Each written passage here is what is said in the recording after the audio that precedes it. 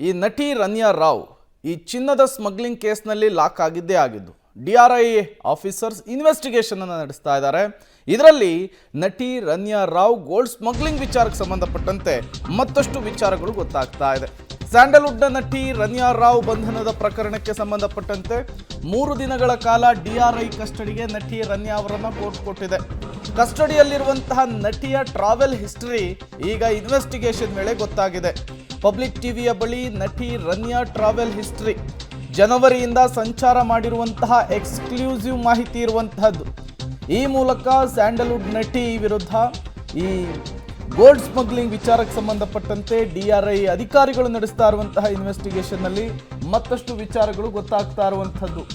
ದುಬೈಗೆ ಹೋಗಿ ಬೆಂಗಳೂರಿಗೆ ಚಿನ್ನವನ್ನು ತರ್ತಾ ಇದ್ದಂತಹ ಸಂದರ್ಭದಲ್ಲಿ ಅಧಿಕಾರಿಗಳ ಕೈಯಲ್ಲಿ ಬೆಂಗಳೂರು ಇಂಟರ್ನ್ಯಾಷನಲ್ ಏರ್ಪೋರ್ಟ್ನಲ್ಲಿ ಲಾಕ್ ಆಗಿದ್ರು.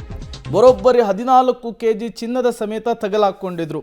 ಅದಾದ ಮೇಲೆ ನ್ಯಾಯಾಲಯ ಅವರನ್ನು 14 ದಿನಗಳ ಕಾಲ ಜುಡಿಷಿಯಲ್ ಕಸ್ಟಡಿಗೆ ಕೊಟ್ಟಿತ್ತು. ಅದಾದ ಮೇಲೆ ಇದರಲ್ಲಿ ಕೇವಲ ಪಾತ್ರಧಾರಿಯಷ್ಟೇ ರನ್ಯಾ ಅನ್ನೋದು ಗೊತ್ತಾಗಿತ್ತು. ಹಾಗಾದರೆ ಸೂತ್ರಧಾರಿ ಯಾರು, ಈಕೆ ತಂದಂತಹ ಗೋಲ್ಡ್ ಎಲ್ಲಿಗೆ ಹೋಗ್ತಾ ಇದೆ, ಎಲ್ಲದರ ಬಗ್ಗೆ ಇನ್ವೆಸ್ಟಿಗೇಷನ್ನ ಆಳಕ್ಕಿಳಿದಂತಹ ಅಧಿಕಾರಿಗಳಿಗೆ ಈಕೆಯ ಟ್ರಾವೆಲ್ ಹಿಸ್ಟ್ರಿ ವಿಚಾರ ಕೂಡ ದಂಗುಬಡಿಸಿದೆ.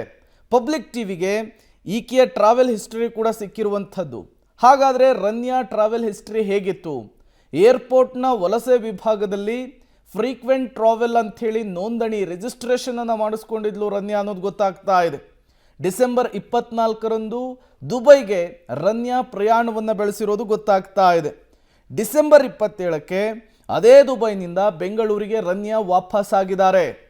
ಅದರ ಜೊತೆಗೇನೆ ಜನವರಿ 18ಕ್ಕೆ ಅಮೇರಿಕಕ್ಕೆ ಇದೇ ನಟಿ ರನ್ಯಾ ರಾವ್ ಪ್ರಯಾಣವನ್ನು ಬೆಳೆಸಿದ್ದಾರೆ. 7 ದಿನ ಅಮೇರಿಕಾದಲ್ಲಿ ತಂಗಿರ್ತಾರೆ ರನ್ಯಾ ರಾವ್. ಮತ್ತೆ ಜನವರಿ 25ಕ್ಕೆ ಅಮೇರಿಕಾದಿಂದ ಅಗೇನ್ ಬೆಂಗಳೂರಿಗೆ ಅವರು ವಾಪಸ್ ಆಗ್ತಾರೆ. ಫೆಬ್ರವರಿ ತಿಂಗಳಲ್ಲಿ ನಿರಂತರವಾಗಿ ದುಬೈ ಪ್ರವಾಸವನ್ನು ಮಾಡಲಿಕ್ಕೆ ಆರಂಭಿಸಿರುವಂತಹ ವಿಚಾರ ಕೂಡ ಗೊತ್ತಾಗಿದೆ. ಫೆಬ್ರವರಿ 2ರಂದು ದುಬೈಗೆ ಪ್ರಯಾಣವನ್ನು ಬೆಳೆಸಿರ್ತಾರೆ ನಟಿ ರನ್ಯಾ ರಾವ್.